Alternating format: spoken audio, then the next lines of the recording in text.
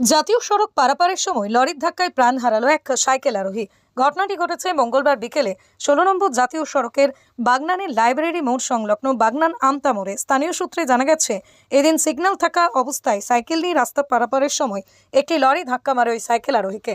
আর ঘটনার পরেই ঘটনাস্থলেই ছিটকে পড়ে প্রাণ হারান ওই সাইকেল আরোহী।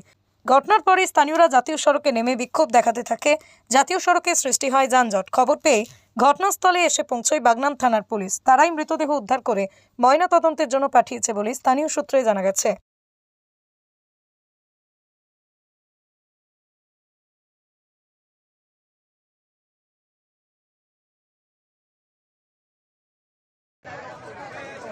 চোখে দেখা যাবে না এমন হয়েছে। ওরে বাপরে।